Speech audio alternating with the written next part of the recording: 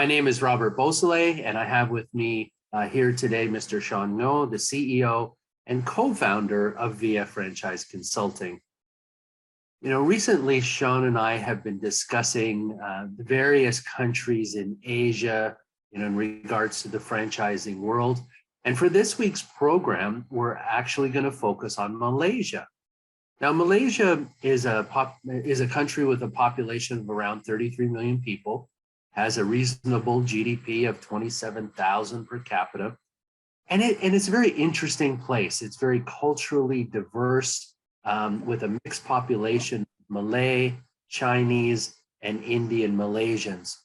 And like Singapore, business here is done in English, which makes things much easier than in many other Asian countries. Now, Sean, I think there are quite a few reasons why Malaysia should be on the radar for doing business. But what would you say are the top 5 reasons to franchise in this country?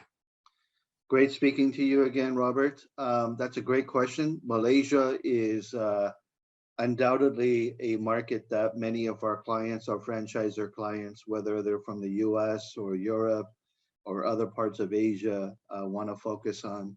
And it really is sort of like, in somebody's view that they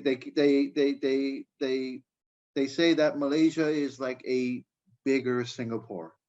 Not that it is the same as Singapore, but clearly it is not the same. But the population base, with a much larger population base and being an upper middle income country that is soon to be an upper income country, you can certainly see there's a lot of potential in a market like Malaysia. It has the 4th largest economy in Southeast Asia and the 36th largest in the world.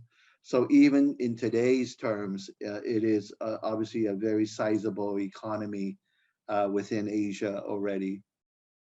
And, the World Bank expects Malaysia to actually slide into that high income bracket anywhere between 2024 to 2028. So that's really not very far away from today. So pretty soon, Southeast Asia is going to have, 2 high income countries, the first being Singapore, and very soon Malaysia is about to join them as well. And what's attractive to Malaysia, again, is that upper middle income country and that middle class in Malaysia, it is quite substantial. A big part of the population is, of course, in that middle class, and that middle class income is certainly rising day by day. And again, I think maybe similar to Singapore and the Philippines franchise market is they have one of the most developed franchise industries in this region. And it grew 9% in 2018, so it's a sizable franchise industry that contributes to about 7.7% of the GDP based on the latest figures. And as of now, there are over 900 registered franchises in Malaysia with a good mix of both domestic as well as foreign brands. So a lot of good news coming out of Malaysia, and certainly being an English-speaking primarily country makes it very, very easy to do business there. Yeah, good. Yeah, the economics there, have been going up steadily, and I didn't realize they were going to move into that new category so quick. So that's just a few years away. Well, thanks for that. My next question that I really would like to know from you is, what franchise sectors are attractive for this particular market? So what's going to work in Malaysia? What do you think? Well, Malaysia's got that mix of, upper income, middle income, and certainly every country has the lower income groups as well. But because of the size of that Malaysian large middle class that is growing and at a very rapid rate versus the other groups within that income bracket, I think it makes sense to focus a lot of your franchise opportunities that serve these markets, right? And that could be in food and beverage, which today accounts for about 40% of all the franchise businesses in Malaysia today. It could be in clothing, accessories, of course, in any developed or soon to be, very developed market. Your consumers are always looking for branded apparel, branded clothing and accessories. And thirdly, probably one of the most important areas is, of course, education and childcare, right? And we're living in a world now where, people are having to have dual income, both parents working instead of only one parent going to work and the other staying at home. So, and that is changing all across the region in Asia, and certainly so also in a market like Malaysia. So, education and child care services, businesses and franchises account for about 11% of the total franchise industry here in Malaysia. So a very good mix between these top three categories.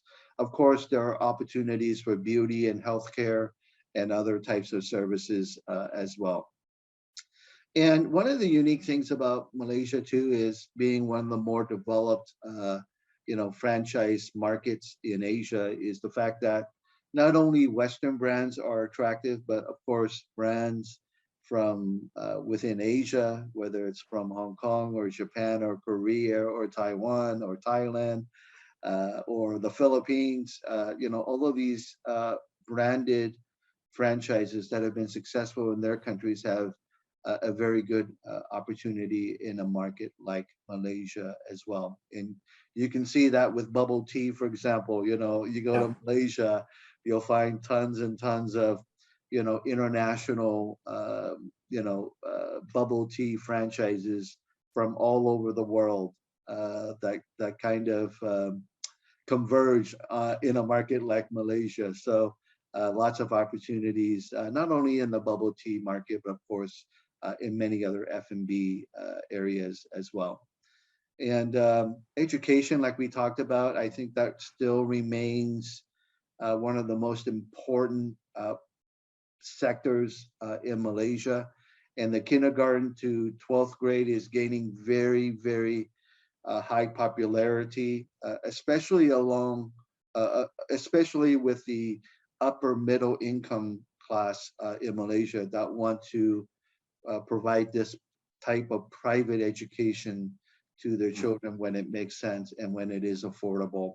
And US based or North American based syllabus education systems tend to do quite well. And again, maybe not only North American, not only the US or Canada, but also the UK as well as Australia syllabus are often quite attractive in this particular country. So that's some great information, Sean, and gives people some great direction to go towards. The last question that I'd really like to ask you is what kind of latest franchising news have you heard that specifically impact or involve the Malaysian market that you can share with us today? Great question, Robert. I think, obviously there's been a number of new developments from a franchising perspective in Malaysia.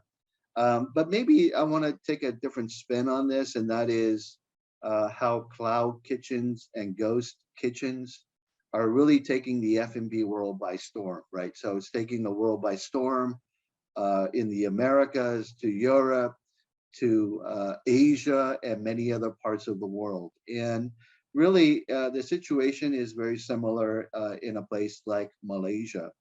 And you're starting to see a lot of homegrown brands like Cookhouse or Kitchen and Co. or Cooks, COOX.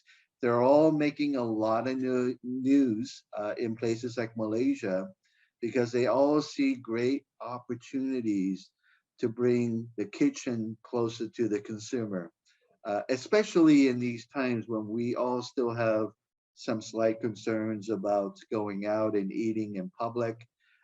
This is just another way of making sure that the F&B industry can not only survive, but that they can thrive even in these times. And you can see that, in virtually across the board throughout Asia, increased revenues due to online sales and delivery. So that's quite exciting to see coming out of Malaysia. But of course, again, a note of, for those that are not as familiar with Malaysia, it is primarily a Muslim country. 60% of the population is Muslim. So if you are offering food and beverages, halal certification is certainly a must if you want to be able to attract the mass market in that particular country. Yeah, that's a very good point that people should realize. Good. So, thank you very much for the information today. Thank you for sharing with us some stuff about Malaysian market. And I thank everybody for watching this video. Malaysia's population, the medium income level, their high proficiency in English, make it worth considering for both franchisors and franchisees looking to expand in Asia. So please remember to hit the like button and subscribe to our channel so you don't miss next week's episode of Franchise Voicebox. You can always see the latest franchise brands that are available for Malaysia or other parts of the region at our website, vffranchiseconsulting.com. And you can email us anytime, info@vffranchiseconsulting.com, and one of our team will help you with franchise sales or any of our other consulting services in Asia. So once again, have a great day. Thank you very much, Sean, for joining us again this week. Thank you, Robert.